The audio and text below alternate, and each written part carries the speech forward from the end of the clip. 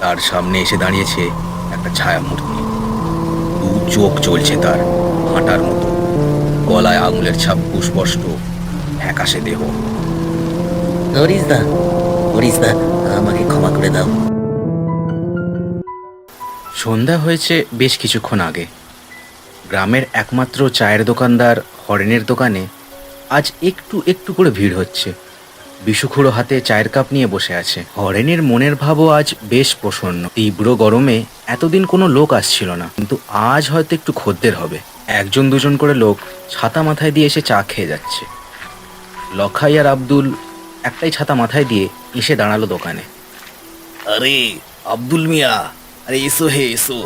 ওফ, কি যে ভালো লাগছে সবাইকে আবার দোকানে আসতে দেখে। হে হে। লখাই আর আব্দুল বাঁশের বেঞ্চটায় বসলো বিষুখুড়োর ঠিক সামনে।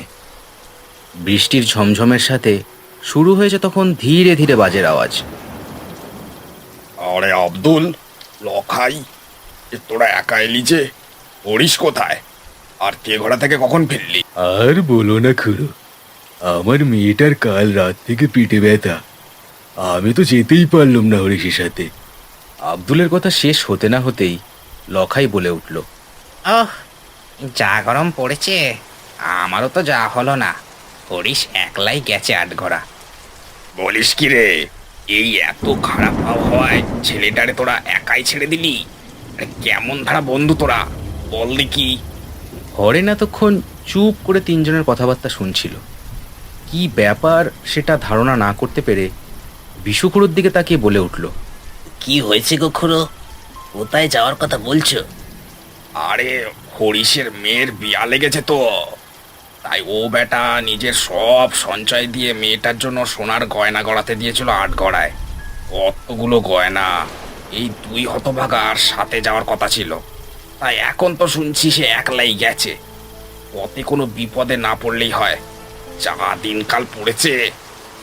আরে আমার তো মেয়েটার পেট খারাপ ছিল, এই লখাইটা কেন গেল না কে জানে। ধুর, এত গরম আর শরীরটাও কদিন ধরে ম্যাজ ম্যাজ করছে। আমি কি ছাই জানি যে ও একাই রেগে মেগে চলে যাবে? তা কখন গিয়েছে সে? বেশ চিন্তায় ফেললি রে তোরা বাপ।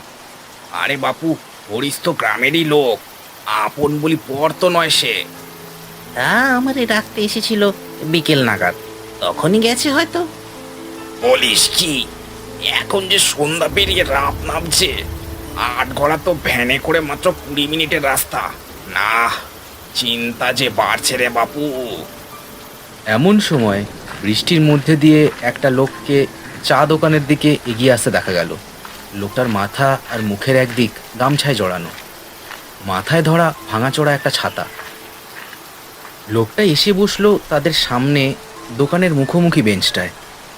খদ্দেরদের বসে আড্ডা দেওয়ার জন্য হরেনই নিজের হাতে বানিয়েছিল বেঞ্চগুলো। লোকটা বসতেই সবাই তাকে দেখতে লাগলো। লোকটা সবার অচেনা। লোকটাও সবার মুখের দিকে দেখতে লাগলো। তার মুখে একটা রহস্যময় হাসি খেলা করছিল।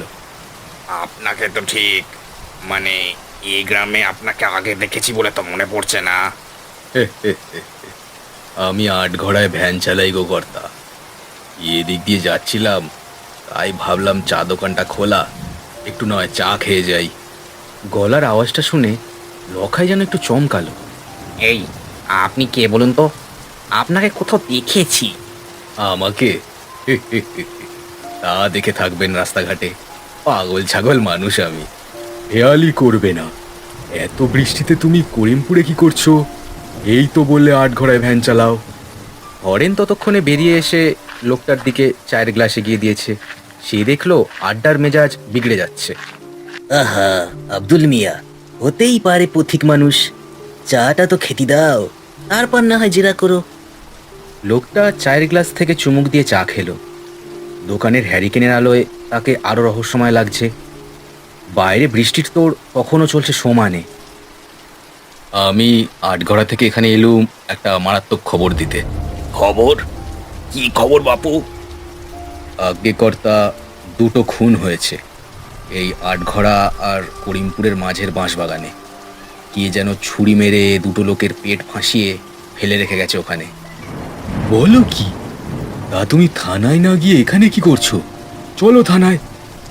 আহা, উত্তেজিত হবেননি, বলতে দিন। খুনি এখানেই আছে, আমাদের মধ্যেকার একজন হলো খুনি। বাইরে বৃষ্টির আওয়াজ না থাকলে হয়তো সূঁচ পড়লেও তার শব্দ পাওয়া যেত। এমন নিশ্চুপ আর থমথমে হয়ে উঠেছে সবার মুখ। কি যাতা বকছ? কে তুমি? আমরা খুনি?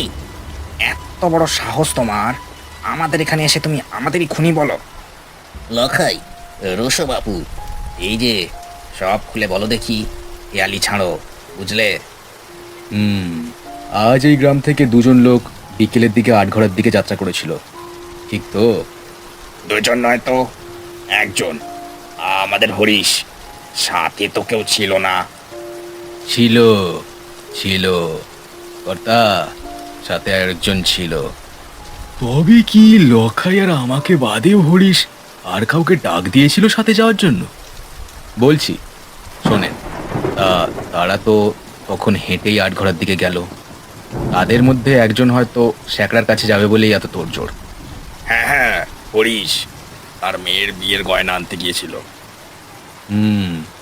স্যাকরার কাছ থেকে তারা দুজন বেরিয়ে এসে দাঁড়ালো রাস্তায়। তখন বৃষ্টি সবে শুরু হয়েছে, সন্ধেও নেমে এসছে তখন। দুজনেরই মাথা আর মুখ গামছায় ঢাকা ছিল। আমি সামনের রাস্তা দিয়ে ভ্যান চালিয়ে ফিরছিলাম। বৃষ্টি সবে শুরু হয়েছিল, ভেবেছিলাম একেবারে বাড়িই ফিরব। এই যে ভাই, দাঁড়াও। কি হলো গো কর্তা? কোথাও যাবো না গো, বৃষ্টি শুরু হলো যে। এই আমাদের একটু করিমপুর অব্দি এগিয়ে দাও ভাই, তোমাকে ডবল ভাড়া দেবো।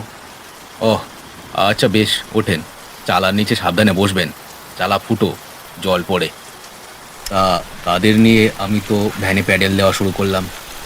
বৃষ্টি তখন আরও জোরে ছেপে আসছে, চারদিকে ধোঁয়া ধোঁয়া সব কিছু। মিনিট 10 ভ্যান চালিয়ে আমি ঢুকে পড়লাম আটঘরা আর করিমপুরের মাঝের এই বাঁশবাগানে। রাস্তাটা শর্টকাট কিনা, কিন্তু বাঁশবাগানের ভেতর দিয়ে ভ্যান চালাতে চালাতে আমার কেমন যেন সন্দেহ হলো। চালার নিচে কেমন যেন ছটপটির আওয়াজ পেলাম মনে হলো। ভ্যান থামিয়ে পিছন ফিরে যা দেখলাম। কি কি দেখলে? ইয়ে খুড়ো, আমার শরীরটা কেমন খারাপ লাগছে গো। আমি বাড়ির দিকে গেলুম। আরে থাম বাবু, আমাদের মধ্যেই নাকি খুনি? আগে শুনে নেই এর কথাগুলো, তারপর যাস। আর সবে তো রাত নামলো। তা ঠিক, তা ঠিক। আরে ধুর, কি দেখলে সেটা বলো তো। দেখলাম চালার নিচে একটা লোক আর একটা লোকের গলা টিপে খুন করেছে। আমি ততক্ষণে ভ্যান থেকে নেমে দাঁড়িয়েছি, কি হচ্ছে সেটা বোঝার চেষ্টা করছি। এই যে বেটা, কোথায় পালাচ্ছিস? এই কথা যদি কেউ জানতে পারে তোকেও আমি সবাইকে বলে দেবো তুমি খুনে। লোকটাকে মেরেই ফেললে? কি ক্ষতি করেছিল ও? চাপ। ওর কাছে কত সোনার গয়না আছে তুই জানিস? যাই হোক, ভেবেছিলাম তোকে ভাগ দিলে তুই মুখ বন্ধ রাখবি। এখন তো দেখছি তুই যুধিষ্ঠির। তবে আর কি, বাবা যুধিষ্ঠির, তুমিও মরবে। এত দূর শোনার পরই হঠাৎ লখাই এক দৌড়ে বেরিয়ে পড়লো চা দোকান থেকে। সবাই আকস্মাৎ এই ঘটনায় হতভম্ব হয়ে তাকে বেরিয়ে যেতে দেখলো শুধুমাত্র। কিন্তু দুপা দৌড়েই থমকে দাঁড়াতে হলো তাকে। তার সামনে এসে দাঁড়িয়েছে একটা ছায়া মূর্তি। দু চোখ জ্বলছে তার ভাঁটার মতো, গলায় আঙুলের ছাপ সুস্পষ্ট, ফ্যাকাশে দেহ। হরিশদা, হরিশদা, আমাকে ক্ষমা করে দাও। আমি লোভের বশে ভুল করে ফেলেছি হরিশদা। ততক্ষণে চা দোকানের সে আগন্তুকেরও চেহারা বিকৃত হয়েছে। মুখ থেকে গামছাটা সরে যেতে দেখা গেল থ্যাতরানো তার মুখটা একদিকে। সবাই আঁতকে উঠল সে বিভৎস চেহারা দেখে। সে ধীরে ধীরে হাওয়ায় ভাসতে ভাসতে বেরোলো দোকান থেকে। তোর লোভ এত বেশি যে তুই আমাকেও ছাড়লি না, আমার মতো গরিবকেও শেষ করে দিলি। এবার আমার পরিবারের কি হবে বলতো? সবাই বিস্ফারিত চোখে দেখতে লাগলো তাদের সামনে ঘটে চলা সেই ভৌতিক ভয়ার্ত দৃশ্য। হরিশের প্রেতাত্মা এবার লম্বা হাত বাড়িয়ে চেপে ধরলো লখাইয়ের গলা। লখাইকে তুলে ধরলো সে আকাশে। আমি আমার সারা জীবনের সঞ্চয় দিয়ে গয়নাগুলো গড়িয়েছিলাম রে। এত লোভ তোর! তোকে বিশ্বাস করে আমি সাথে নিয়ে গিয়েছিলাম, আর তুই কিনা বিশ্বাসঘাতক। হরিশ, পাপ, ছেড়ে দে ওকে। বড় তো পরিবার আছে। ভ্যান চালকের প্রেতাত্মাটা ঘুরে দাঁড়ালো বিশুর দিকে। তার চোখে ঘৃণা। অপরাধীকে ছেড়ে দিতে বলছে যে সেও তো সমান অপরাধী। কিন্তু ততক্ষণে অনেক দেরি হয়ে গেছে। মরাত করে একটা শব্দ হলো লখাইয়ের ঘাড়ের কাছে। মাথাটা ঝুলে পড়লো একদিকে। দুবার ঝটপট করেই তার দেহটা নিথর হয়ে গেল। ছপ করে তার দেহটা মাটিতে ফেলে দিয়ে ভয়ঙ্কর দৃষ্টিতে হরিশ ঘুরে তাকালো চা দোকানের নিচে দাঁড়িয়ে থাকা লোকগুলোর দিকে। অপরাধীকে ছেড়ে দিতে বলছো? তোমাদের জন্যই আজ সমাজ কলুষিত, তোমাদেরও শাস্তি পাওয়া উচিত। এই বলেই সেই ভ্যান চালক আর হরিশের প্রেতাত্মা পৈশাচিক অট্টহাসি হাসতে হাসতে এগিয়ে আসতে লাগলো তাদের দিকে। তাদের এই রুদ্র মূর্তি দেখে আর কেউ দাঁড়াতে পারল না সেখানে। প্রাণ ভয়ে সবাই দৌড় দিল ঝড় বৃষ্টি উপেক্ষা করে।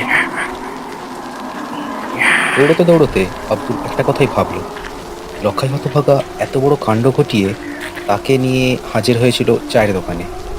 মানুষের মনে কত লোভ থাকলে এত বড় ষড়যন্ত্র ঘটাতে পারে কেউ। তার আদর্শ নিদর্শন হিসেবে লখাইয়ের নাম সবাই মনে রাখবে। পরদিন সকালে সেই বাঁশবাগানে পাওয়া গেল ভ্যান চালক আর হরিশের মৃতদেহ। হরিশের গলা টেপা দেহটা পড়ে আছে ভ্যানের উপরে, আর তার পাশেই পড়ে রয়েছে ভ্যান চালকের মাথা থেতলে যাওয়া দেহটা। একটা মানুষের লোভ কিভাবে তিনটে পরিবারকে শেষ করে দিল, সেই কথা মনে রাখবে করিমপুর সারা জীবন।